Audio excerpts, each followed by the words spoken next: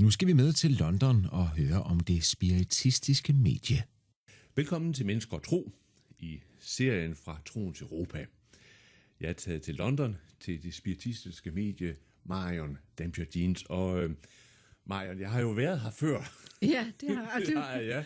Og der skete det samme, som der sådan skete første gang, jeg interviewede dig, nemlig at der var noget kukuluk med mit udstyr. Og lige nu har vi sat 2 båndoptager op, og vi har allerede sat den ene ud af spillet. Så altså, vi må se, hvordan det går. Ja. Hvad er det for noget, Marion? Hvad er det for noget, der samtidig sker omkring dig? Jeg ved altså, siden jeg begyndte med mit arbejde som medium, det kan ske under hvad vi kalder en demonstration, hvor jeg går ind i en sal eller en kirke et eller andet sted for at skal give en demonstration. Så begynder alle lysene at blinke. Eller så går det alle sammen bare ud. Ja.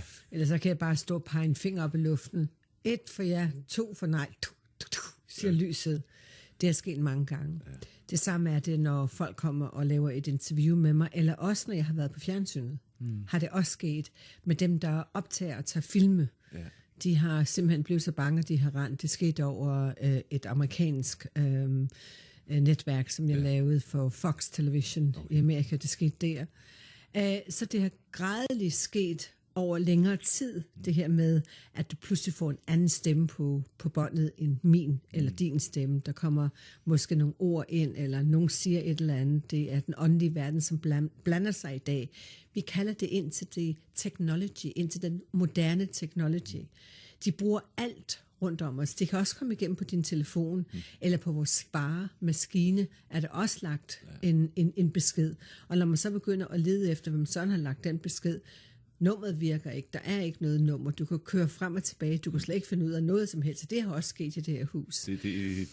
Så det er simpelthen bare en måde, at den åndelige verden kommer ind for at få lov til at vise de eksisterer med at lave noget, som er så naturligt til os, som for eksempel i dag båndoptager, fjernsyn, i dag computeren kan det også komme ind med, og der har sket de mest fantastiske ting for mig og computerne. Ting, det kan ikke lade sig gøre. Det kan virkelig ikke lade sig gøre. Og det er det mest fantastiske. Og jeg tror, du skal næsten have den lille historie med. Den er ikke lang. Nej. Den er ikke lang, men det er en fantastisk historie. Jeg er her i huset og sidder på min computer.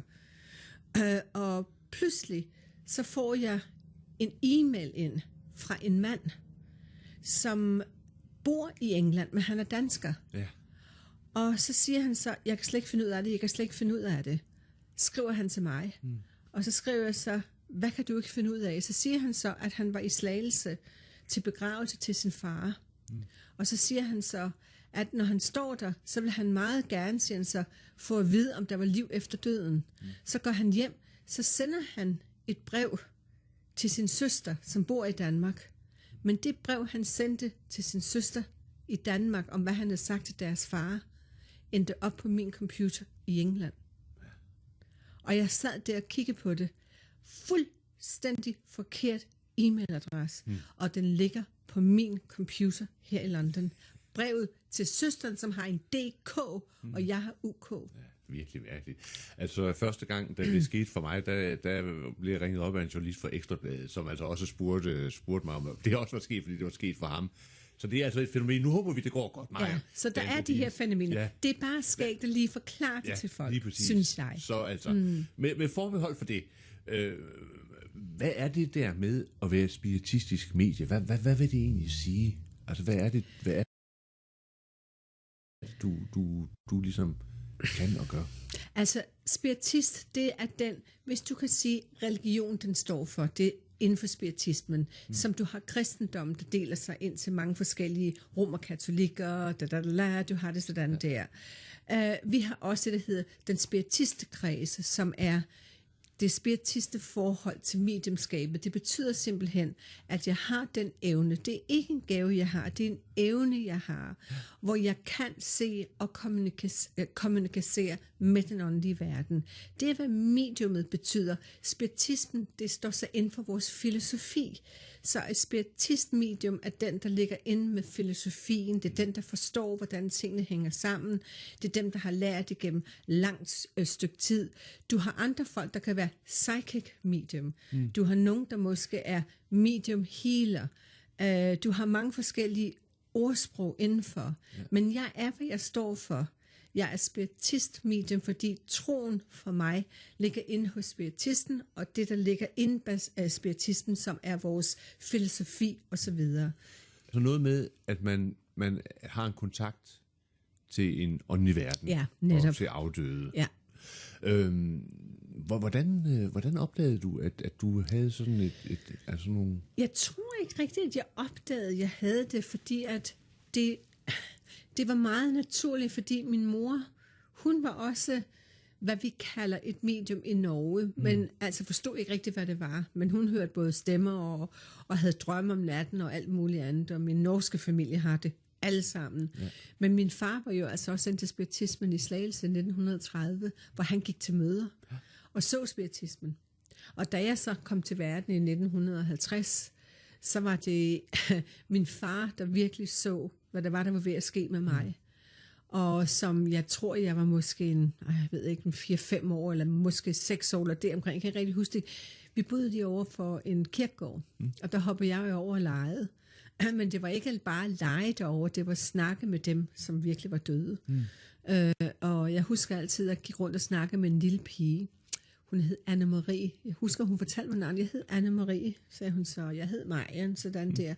Og husker hendes flætning. Jeg synes altså, hun var så veljourneret i sin lille kjole med puff sleeves, altså sådan dejlige arme. Og vi gik rundt der.